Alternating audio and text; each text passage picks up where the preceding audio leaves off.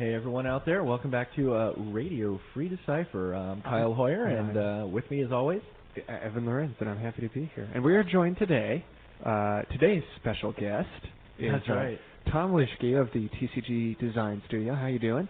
Pretty good. Now, we're having you on today, well, kind of twofold. It'll be a fun little segue for us later on to talk about the Two Towers, because you had quite the large role there in kind of the latter stages of that process. Yep. And with Mike and Joe. Mm-hmm. How did that feel working on that product compared to some of the past sets for Lord of the Rings? It was an interesting experience. It was a lot of fun to get into some fresh material. Mm-hmm. The first set, the last set that I worked on in any great detail was Fellowship of the Ring. Right. And that was a lot more focused on the game. Right. And developing the system, making sure it was fun to play, making sure the pace of the game was good. The Two Towers was a whole different experience because we're pretty well set on all of those things. We want to make sure we don't do any damage to things like game pace or game balance, but it's a lot more about the individual card mechanics and the identities of different cultures and finding out what makes them fun and playing around with in what has been created. Yeah, exactly. And well, a lot of it is making sure that we're providing new gameplay experience, and it's really a challenge to, and it's the fun challenge to find a lot of things that people haven't seen before that still function within the game system that they're familiar with. Okay. Making sure we don't add. We really don't want to add a bunch of new rules that make the game take longer and make it harder for a new player to get into, but we do want to add a whole lot of new gameplay experience. Right. Sure. I think the only big new rule thing is the site control stuff, which was talked about recently in the Two Towers info list. That's a big thing, and that's all essentially. Well, it's a little bit rules based, but 90% of that mechanics is fairly contained, straightforward. it's 90% of it's contained on the cards. Right. There are a couple of new keywords too, but again, rather straightforward. Much like Archer, for example, you'll quickly learn what that means. There's a loaded keyword for the Ents. There is actually the big one, which is an unloaded keyword that I think people are really going to be curious about is how we deal with the fact that the Fellowship breaks apart at the end of the first movie. Right. And we just did it. We're doing it with an unloaded keyword. There'll be more about that coming out on the website in the next couple of weeks. But it's really pretty simple. The keyword that we're using is ringbound for the people who actually travel with Frodo. And there's a bunch of mechanics on both sides that really play that up and make use of it. Okay. So. All right, well, cool. And we'll sample some of those cards a little bit later here in RFD. But the main reason we wanted to have you on today is to talk about the upcoming online versions of Lord of the Rings that is being worked on right now. And Star Trek. Yeah, well, revision to the existing Star Trek. Sure. Yeah, more of a continuation on the Star Trek front. That's probably the best place to start. Okay. Well, the announcement, in case everybody hasn't seen it, is we've entered into an agreement with Worlds Apart Productions, and they're going to be taking over the Star Trek online game and providing software, a whole new suite of software for the Lord of the Rings online trading card game. Okay. The preliminary plans are really exciting. Okay. For now, the Star Trek game is going to continue on the current software, and they're going to take over management. And everybody who has cards now will, their cards will be still all the valid. cards will still be good. Yeah, supported. They're going to, support most of the current programs. It's a good time to take a look at the whole program and see where we can provide better service for people. Because from all the things I've been hearing, it sounds like the Star Trek version. Eventually, and definitely the Lord of the Rings version when it launches, are going to be much, much more robust systems. Yeah. I think, like I said, Trek is going to continue on with the present software for now. We're going to see what we can do short-term to support it. Okay. Maybe there's some short-term improvements, but really with an eye towards when the new software development is going to go first with Lord of the Rings, and when that's completed, it's going to get the Star Trek game is going to get transitioned to that new software platform as well. So basically, if you're already on the system or have been thinking about joining, before this revision, just it'll be status quo, business as usual. You shouldn't really notice any service differences. Right. Okay. We've been working hard to make sure that the transition will be, fairly transparent. Hopefully, people will start to notice, this and that is a little easier, a little better. Right. A little quicker. Okay. So we'll see. But the exciting thing will be. Has been talking with Worlds Apart and hearing all the brainstorms about what they have in mind for the launch of the Lord of the Rings online trading card game. It's I think a lot of people are aware that the bar has been raised significantly in online card gaming recently, and they're excited about being able to provide a product that meets those expectations, and even I think. Will hopefully exceed that in many ways. I mean, there are a lot of things we can do with a licensed property, or with 2 licensed properties, that I think are really going to make people excited about it. Now, I understand that they're going to have a presence at the upcoming DecipherCon, and maybe there will be an opportunity for people to come and ask questions and find out more information. Yeah, and actually even get involved a little bit. There's been some talk. I don't know. Nothing's really been totally finalized yet, but Worlds Apart will have a presence at DecipherCon. I think they'll be showing off as much as they can of the product as it's in process. Maybe signing up beta testers is something that's been talked about. I don't know if they'll be ready for that then. I'm guessing that they will be. So that'll be an exciting first exposure for the public about what they're doing, and they can get. I think everybody can get excited about what's going to be happening. Now, from my recollections of setting up the Star Trek online CCG as it stands now, they did a lot of the work themselves, and Decipherians didn't come in until kind of a later point in the process, it seemed like, to see that things were, there weren't really any problems per se, but it just seems like you're currently involved at a much earlier stage in the process for this arrangement. Yeah, I'm not quite sure exactly how the whole development process went with, in the past. This one is something. It's really pretty exciting because Worlds Apart has been very clear that they want Decipher involved in an in-depth manner from the beginning, making sure we're giving feedback, brainstorming with them, telling them what we think is cool about trading card games, customizable card games, and how do we bring that to the online gaming realm? What can we do to make that experience, just as good as it can be. Right. Not to mention that these guys are actually avid fans of the Lord of the Rings trading card game too. At Origins, I know that they played in a couple tournaments with other people there, so that was pretty cool.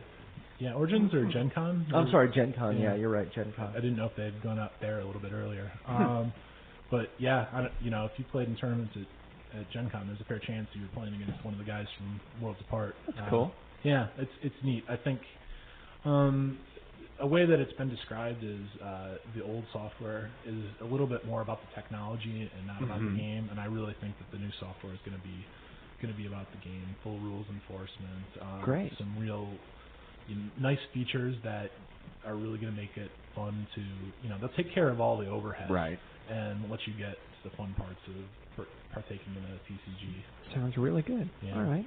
Well, I guess I won't milk you for too many more details because it does sound like things are still kind of in flux. Yeah, it's the main planning is going on with them right now. Okay. They're coming to the end of that. By DecipherCon, I think we'll be ready to announce some timelines and what the programs are really going to be. All right. So people who are interested, and I know I'm kind of sounding like one now, you should go check that out, DecipherCon. Yep. I can't wait to just be able to hop on there, during lunch someday and just get a pickup game with somebody in Poland or something. Right. That's really cool. Yeah, I think that's going to be fun. I mean, there's a question of how do we use languages, foreign languages. You can make it to provide something cool for people to collect. I mean, we know how excited people get about foreign language physical cards.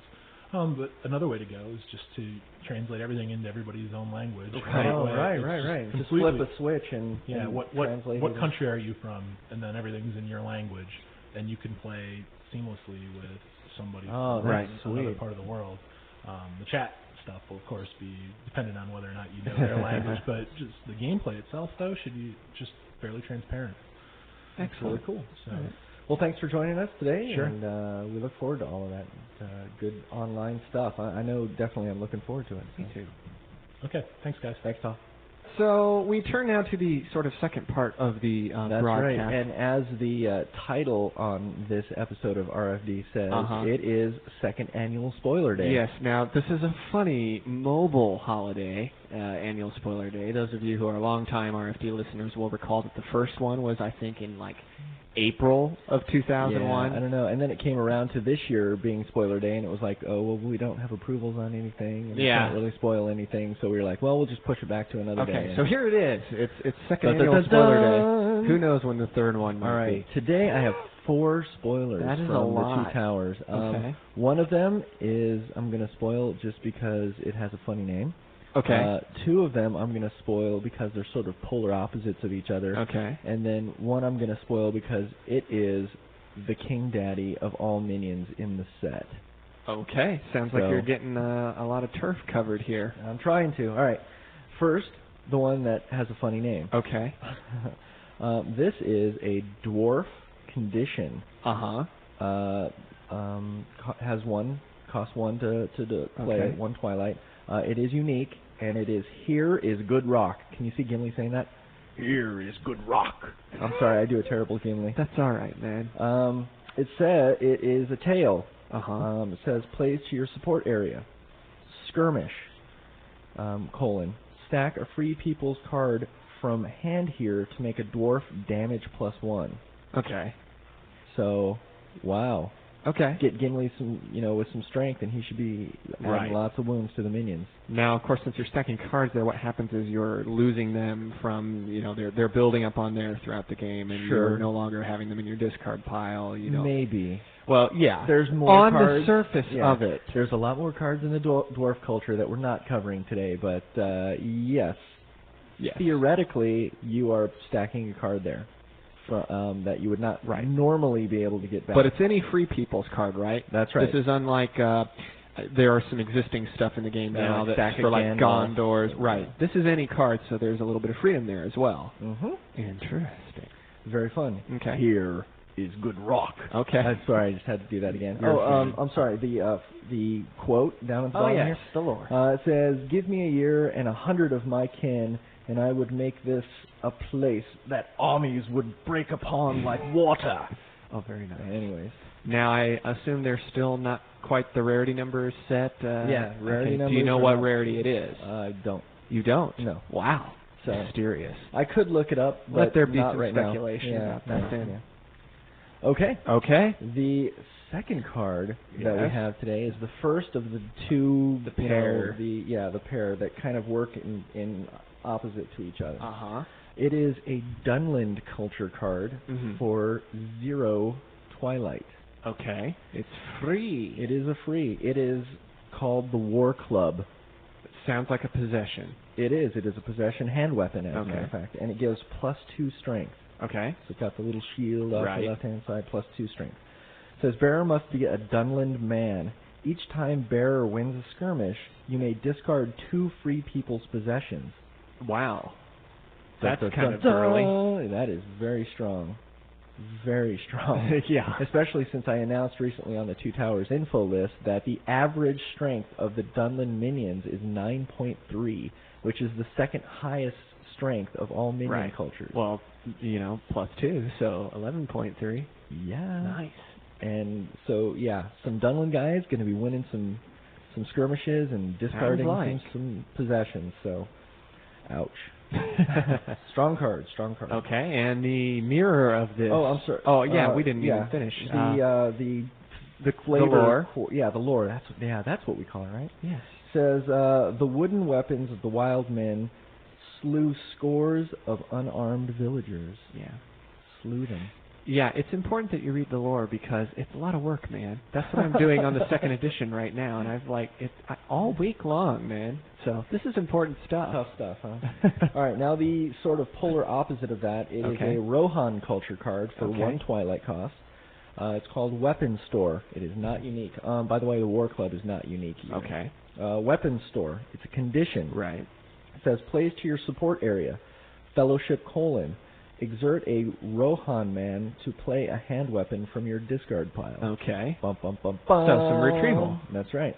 And the lore is, and to you, my other guests, I will offer such things as may be found in my armory. Now, there is a subtle difference here. That Rohan card there is retrieving hand weapons, you said, right? No. Yes. As a matter of fact, it is hand But weapons. the Dunlin card is removing any possession. That is correct. So you're not going to be able to use it to bring back, armor or bows or stuff like that. That's so, right. there's an interesting little relationship there. It is. Fun. Sounds good. Okay. All right, now The Big Daddy? The Big Daddy. This guy is basically the cave troll or the Balrog of this first set. Okay. He is the biggest and the baddest minion in the entire set. Okay. So, are you ready? I'm ready. All right. He is an Uruk-hai. Okay. Isengard culture. Right. He is called the Urk Vanguard. Mm-hmm. He is 10 Twilight cost. Wow. He is a minion Uruk-hai. Okay. Strength 17. I kid you not. Uh-huh. Vitality 4. Mm-hmm. And a sight number of 5. Right. Okay, his text is damage +1, and then like the parentheses, Right. or damage +2 if at a battleground, which is one of the new keywords, parentheses. To play, spot an Uruk-hai. So you got to have another guy in play. While at a battleground, this minion is fierce. Okay. So if he's at a battleground, he's fierce, damage +2, strength 17. Right. That is massive. But you have to pave the way for him with That's right. with another Uruk-hai. That's right. Okay. And then it says the lore is, I gotta get it up closer here.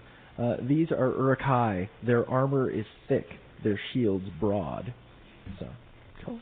That dude is gonna whack some minions, some companions. I'm guessing he's rare. I would probably assume I that. think that he would one, probably screw up sealed deck if he were common. So I'm gonna guess he was rare. Yeah, he'll probably see some heavy sealed deck play, and anybody that pulls that guy. Yeah, because he'll be messing some people up. So okay, so that was some spoilery goodness, man. Definitely. All right. Urk Vanguard. I just got to say him again. He's a beast. He's nice. And the War Club. The War Club early on was one of my favorite cards. I was just like, dude, that's such a good card. Mm-hmm. Rid all of the nuisance of possessions that my opponent has. So, the War Club should be good. Excellent. All right. Well, that was second annual spoiler day. Indeed. I know all of you have been typing very fast and replaying certain segments of this broadcast over and over again, and I appreciate all the hard work, and we look forward to your complete coverage of RFD on all the message boards in the next couple minutes. So thanks to everyone, and have a great weekend.